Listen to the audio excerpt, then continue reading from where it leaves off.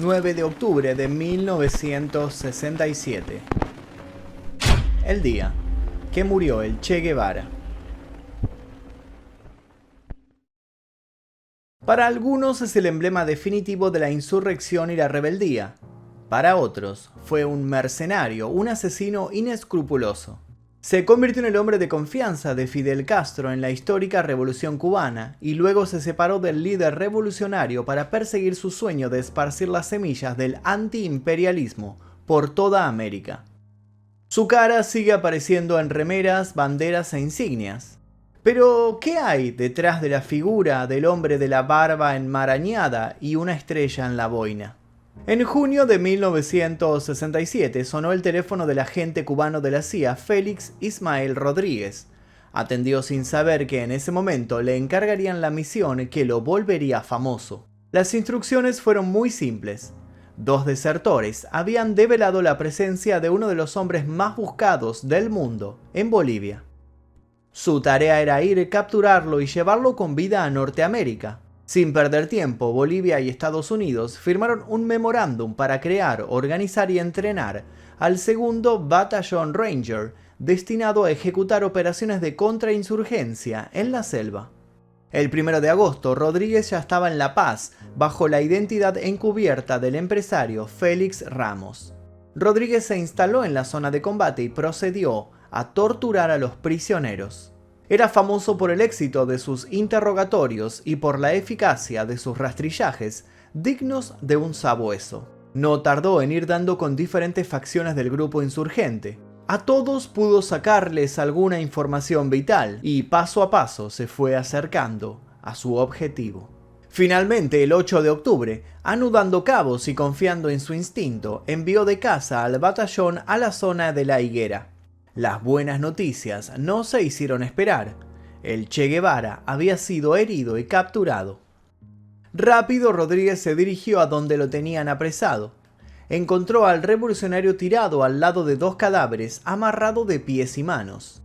Tenía un balazo en la pierna, entre el tobillo y la rodilla. Rodríguez se encontró con un Guevara desafiante y orgulloso que ante el intento de diálogo soltó un seco: "A mí nadie me interroga".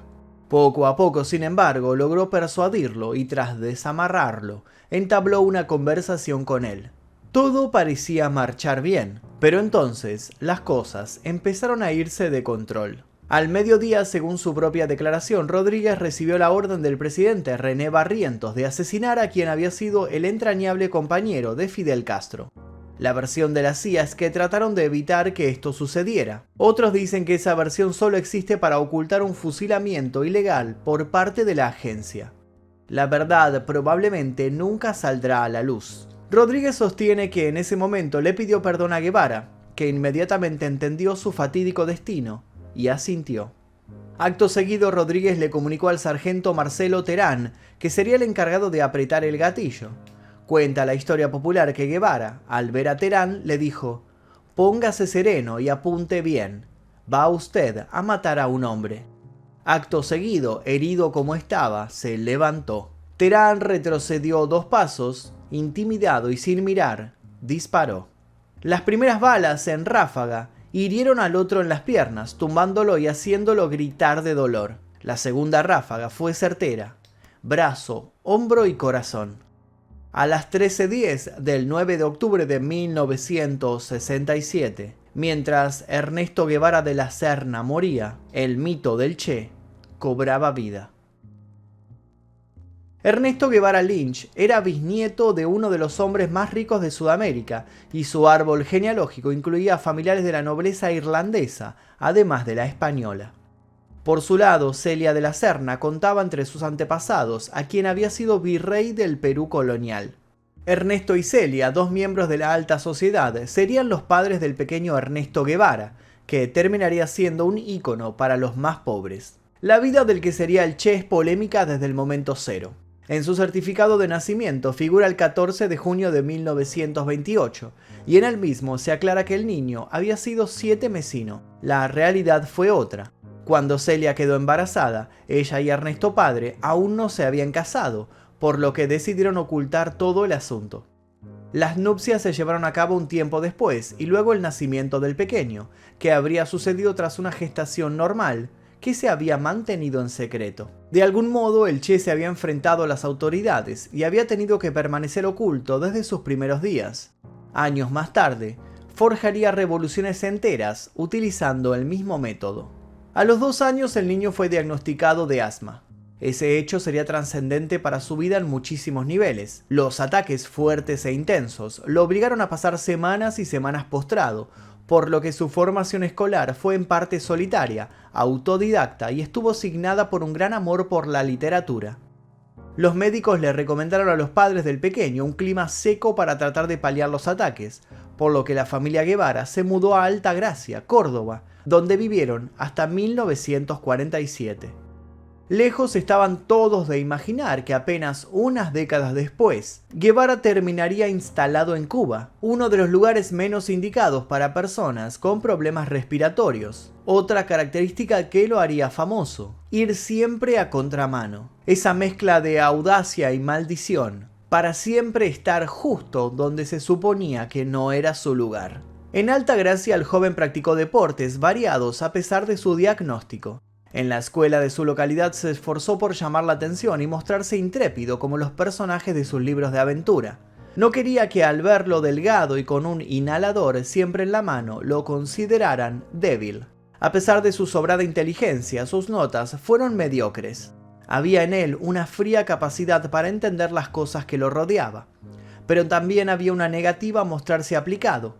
No sentía necesidad de mostrarles a los demás lo que sabía, a menos que el tema le interesara de sobremanera. Entonces sí, exponía concienzudos y aguerridos discursos, y cuando las palabras no bastaban, no dudaba en usar sus puños. Ese carácter ambivalente en el que la palabra y la violencia convivían, lo hicieron acreedor de una fama muy particular que lo acompañaría por el resto de su vida. Muchos aún se preguntaban cómo era posible que ese hombre que se mostraba tan atinado y sensible en sus presentaciones frente a la ONU, fuera a la vez capaz de fusilar a quien considerara un traidor. El pensamiento político de Ernesto Guevara comenzó a formarse en la década de 1930. La Guerra del Chaco, la Guerra Civil Española, la Segunda Guerra Mundial y finalmente la Guerra de Corea tuvieron mucha influencia en su juventud y adolescencia. Cuando llegó a la universidad, algunos de sus compañeros lo definían como un progresista liberal.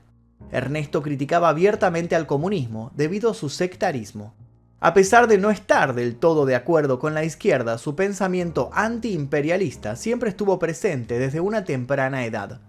A pesar de estar a favor de muchas de las consignas planteadas, nunca participó en las marchas estudiantiles. Su postura era muy clara: en una marcha solo se conseguían chichones. Prometió participar en marchas cuando le permitieran llevar un arma con la cual enfrentar a sus represores. Así se gestaba en él, lenta pero firme, la idea de una revolución armada.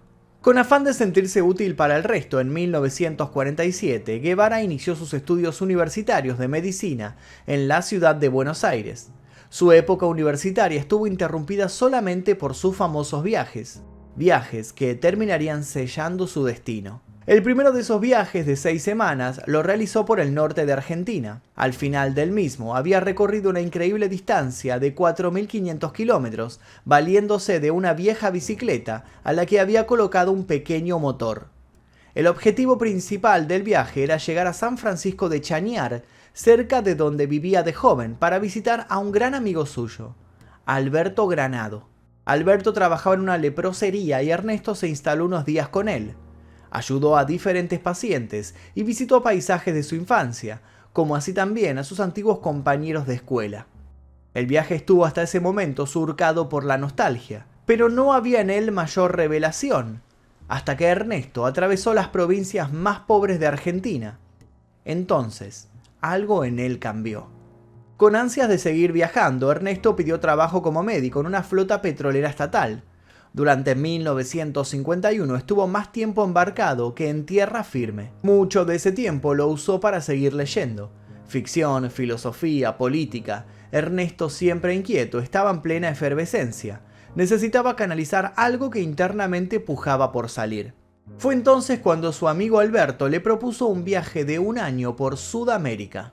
Allí finalmente se encontraría con una nueva versión suya. Al regresar de ese viaje escribiría en su diario: el personaje que escribió estas notas murió al pisar de nuevo tierra argentina. El que las ordena y pule, yo no soy yo.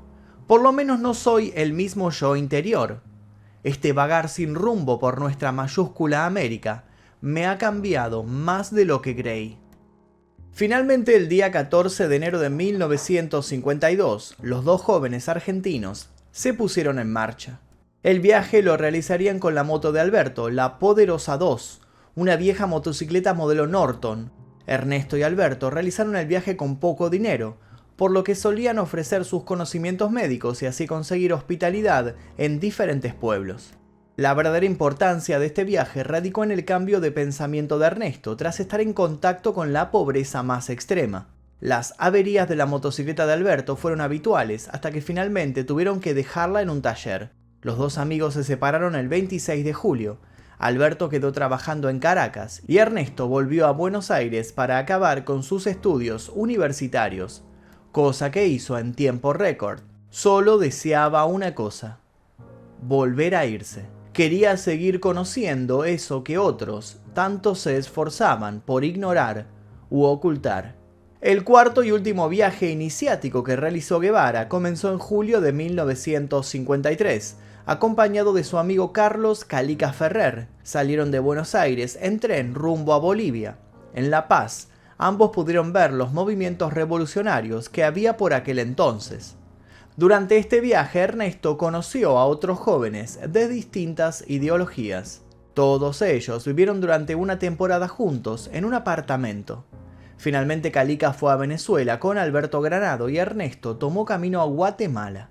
El pequeño país parecía un lugar ideal y armonioso, pero detrás de esta fachada de cordialidad se encontraba la verdad. Aunque la dominación española había terminado hacía siglos, en Guatemala aún existía una pequeña élite que manejaba los resortes políticos y económicos. Esto era algo normal en América del Sur.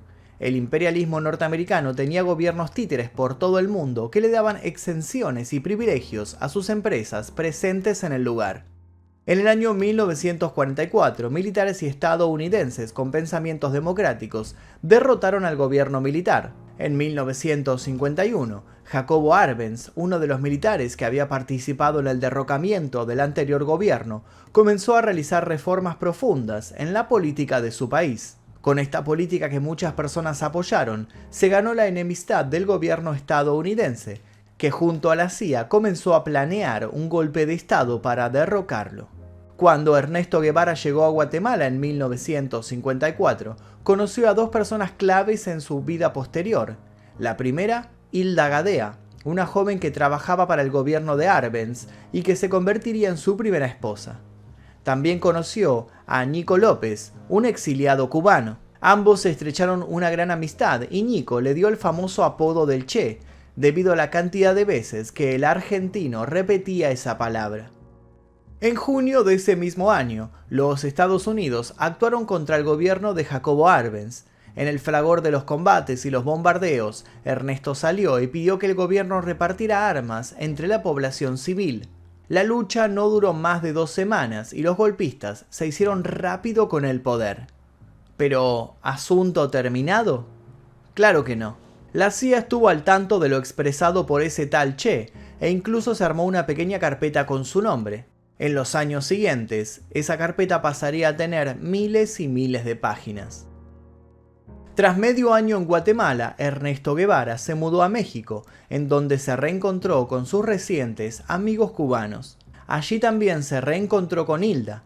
Si bien en febrero de 1956 tuvieron una hija, la relación no duró mucho más. Poco a poco comenzaron a separarse uno del otro. Las conversaciones con los cubanos, por el contrario, comenzaron a ser más estrechas e íntimas. En julio, Fidel Castro llegó a México y conoció al argentino del que tanto se hablaba. Fidel también era conocido por todos.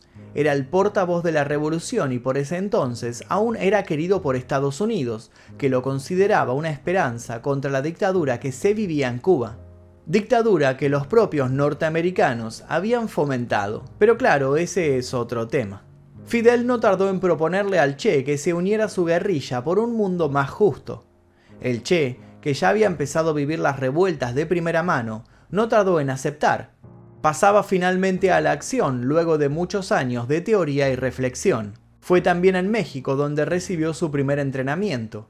No faltaron lecciones de tiro, ejercicio físico, preparación para sobrevivir a la intemperie.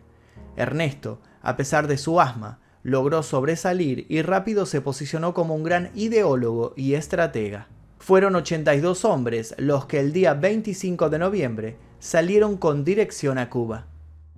Instalada la guerrilla en Sierra Maestra, luego de unas cuantas bajas y unos infructuosos primeros pasos, Guevara se convirtió en lugarteniente de Fidel y mandó una de las dos columnas que salieron de las montañas orientales hacia el oeste. Su carisma y capacidad táctica lo convirtieron en un líder a seguir entre los suyos. A su vez, su lealtad con la revolución endureció su temple. No había modo de realizar aquello sin derramar sangre. Ernesto participó en la decisiva batalla por la toma de Santa Clara en 1958 y finalmente entró en La Habana en 1959, poniendo fin a la dictadura de Fulgencio Batista. El triunfo de la revolución, llevada a cabo con escasos medios, se vio facilitado por la insostenible situación del país en aquellos años. Pese a registrar la más alta renta per cápita de América Latina, la riqueza se concentraba en pocas manos. En el plano político, la corrupción, los mecanismos clientelares y la inoperancia se habían acentuado hasta límites insospechados. La economía cubana se basaba en el turismo, en las áreas urbanas y en una agricultura de carácter capitalista que había generado un numeroso proletariado rural, determinante también en el proceso revolucionario. Por otro lado, Cuba, por su cercanía con Estados Unidos, contaba con el privilegio de un acceso a la modernidad. Por eso tenía para esa época la mayor cantidad de televisores y radios de la región. La comunicación a través de estos medios fue utilizada por los revolucionarios con grandes atinos. Luego de la revolución, Estados Unidos, viendo que Fidel no pretendía seguir siéndoles funcional, se lanzó a la carrera de deslegitimarlo y demonizarlo. Comenzaba una enemistad histórica. El nuevo régimen revolucionario concedió a Guevara la nacionalidad cubana y le nombró jefe de la milicia y director del Instituto de Reforma Agraria en 1959, luego presidente del Banco Nacional y ministro de Economía en 1960 y finalmente ministro de Industria en 1961. Guevara siempre sostuvo a posteriori que su nombramiento como ministro de Economía siempre había sido un malentendido. Él había levantado la mano pensando que Fidel Castro estaba preguntando quién era un buen comunista, cuando en realidad había preguntado quién era un buen economista. La anécdota siempre despertó risas, pero para muchos testigos esto sucedió realmente. En aquellos años Guevara representó a Cuba en varios foros internacionales y viajó para conocer a diversos dirigentes de todas partes del mundo, haciendo las veces de diplomático. Siempre enérgico, se encargó de denunciar frontalmente al imperialismo norteamericano. En su ánimo no solo había fiereza, reinaba en sus observaciones una enorme claridad. Con una profunda aceptación remarcó en más de una ocasión que morir o matar por una lucha justa era algo de lo que no se podía escapar. En una de sus presentaciones en la ONU, recibió un atentado con una bazuca, del que saldría ileso gracias a la mala puntería de quienes lo querían ver volar por los aires. A partir de ese momento se instalaron cortinas en la sala del Consejo de Seguridad con el objeto de proteger a los diplomáticos de los trozos de cristal en caso de otro ataque. En la tarea de la construcción en Cuba de una nueva sociedad, Ernesto se decantó por una interpretación original, creativa y no burocrática ni institucionalizada de los principios marxistas. Buscando un camino para la independencia real de Cuba, se esforzó por la industrialización del país, ligándolo a la ayuda de la Unión Soviética. Para muchos, un precursor. Para otros, un hombre con cierta astucia pero notablemente torpe al momento de llevarla a cabo. Su inquietud, sin embargo, le hizo abandonar Cuba en secreto en 1965 y marchar al Congo, donde luchó en apoyo del movimiento revolucionario en marcha.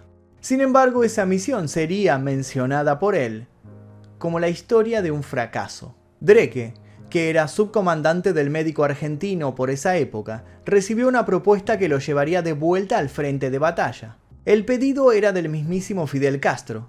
debía comandar una misión especial y reclutar a 100 jóvenes soldados que viajarían con rumbo desconocido. En la víspera de la partida, una sorpresa. Drake fue informado de que no estaría más al mando de la operación. Por orden de Fidel, dejaría su lugar a un comandante llamado Ramón, de quien el experimentado militar jamás había oído hablar. Claro que Drake se decepcionó, pero aceptó la orden. Ese mismo día fue llevado a una casa donde estaba el nuevo jefe. Drake descubrió que no solo nunca había oído hablar de él, sino que no lo conocía de vista. Fidel insistió en que hablaran un rato, asegurándole que sí se conocían. Drake miró los bigotes del hombre, su aspecto en general, se centró en su acento. No, definitivamente no lo conocía.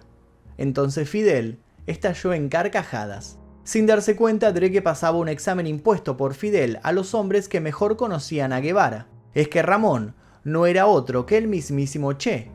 Era importante para la misión que ni ellos se reconocieran entre sí cuando se disfrazaran. Drake quedó fascinado ante la habilidad de Guevara para caracterizarse. El 1 de abril de 1965, el equipo formado por Ramón, Drake y algunos otros inició un viaje rumbo al Congo en vuelos comerciales. Después de 7 meses, tras constatar la poca unidad de los soldados africanos y la pérdida de apoyo internacional, el Che decidió a regañadientes cerrar el operativo. Esta no sería la primera ni la última vez que el Che se escabullía de quienes querían atraparlo, gracias a sofisticadas y bien logradas actuaciones. Tras dejar África, los compañeros no siguieron el mismo camino. Guevara mantenía vivo el deseo de exportar la revolución y organizó una nueva expedición. Esta vez, a Bolivia. No sabía, por supuesto, que aquella sería su última misión. Relevado ya de sus cargos en el Estado cubano y renunciando a la ciudadanía de ese país, con una carta en la que aparecería por primera vez su inmortal, hasta la victoria siempre, el Che Guevara volvió a América en 1966 para lanzar una revolución que esperaba que fuese de ámbito continental. Se había reunido en secreto incluso con Perón para pedir la adhesión del peronismo a su causa. Al frente de un pequeño grupo, el Che intentó poner en práctica su teoría, según la cual no era necesario esperar a que las condiciones sociales produjeran una insurrección popular, sino que podía ser la propia acción armada la que creara las condiciones para que se desencadenara un movimiento revolucionario.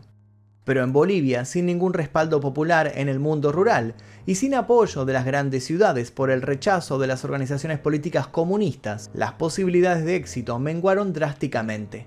Dado que el Che se había convertido ya en un símbolo para los jóvenes de todo el mundo, los militares bolivianos, luego de fusilarlo y con ansias de destruir su figura, hicieron correr la foto de su cuerpo sin vida. No sabían que a estas alturas el Che ya era inmortal. Los militares decidieron sepultar a Ernesto Che Guevara cerca del aeropuerto en una fosa común. Antes, le amputaron las manos para confirmar su identidad. En 1997 sus restos fueron localizados, exhumados y trasladados a Cuba. Allí fueron enterrados con todos los honores por el régimen de Fidel Castro. Según otras teorías, esos restos no pertenecían fehacientemente al médico argentino. En la actualidad, en La Higuera, Bolivia, la figura del Che sigue siendo recordada por sus habitantes con reverencia, al grado de haber sido santificada. La pileta del hospital en donde el cuerpo del Che Guevara fue expuesto se ha convertido en un lugar de culto. La figura del Che Guevara, sin embargo, sigue despertando polémicas. Mientras su retrato fotográfico, obra de Alberto Korda, es una de las imágenes más reproducidas del mundo, tanto en su original como en otras variantes, hay quienes siguen sosteniendo que su rostro debe ser eliminado de todo lugar por resultar ofensivo y por representar a un hombre que se caracterizó por no tener escrúpulos al momento de eliminar al que no pensaba como él. Otros agregan incluso que su pensamiento estuvo lejos de resultar iluminado, sino que por el contrario, escondía una base tosca y rudimentaria que fue adornada con una pretenciosa heroicidad. La relación del Che con Fidel también divide aguas. Muchos critican a este último de haber abandonado al guerrillero argentino, y hasta se han elaborado teorías en las que se habla de una entrega del Che a la CIA por parte del líder cubano. Hoy en día su representación en la cultura popular lo excede, y no sería extraño para el propio Che, sabedor de los extremismos con los que se tejían las verdades encontrarse amado y odiado por partes iguales. Para citarlo por última vez, solo hay una cosa más grande que el amor a la libertad, el odio al que te la quita. No quedan dudas de que los males y abusos que supo denunciar con pasión existían y siguen existiendo. Pero, ¿dio libertades o las quitó? Solo podemos tener una certeza: la figura del Che Guevara nos pone en necesidad de tomar una postura. El contragolpe del imperialismo fue contundente y eficaz. El Che Guevara se convirtió en todo un producto lleno de matices. Matices que, en lugar de definirlo, le dieron un aura universal. Un revolucionario hecho para la cartera de la dama o el bolsillo del caballero, básicamente un producto digerido por los intereses de turno y finalmente distribuido a medida. Dicen que cuando lo atraparon el Che Guevara dijo: "No me maten, valgo más vivo que muerto". Eso es porque no sabía la cantidad de merchandising pulcro que iba a generar su imagen de subversivo desalineado. Sin embargo, si bien es cierto que su iconografía se sigue reproduciendo en los talleres de explotación infantil de las grandes marcas de ropa, también es cierto que sigue siendo estampado en las paredes de los barrios más necesitados. Mientras algunos lo vuelven un billete, para otros se sigue convirtiendo en la representación genuina y perseverante del anticapitalismo. Y hasta aquí la historia del día que murió el Che Guevara y de su vida en general. Si les interesó este video, les pido por favor que dejen un like aquí debajo, se suscriban si todavía no lo hicieron y activen notificaciones. Les dejo un par de videos aquí como sugerencia para que sigan haciendo maratón. Mi nombre es Magnum Mephisto y esto fue El Día Que.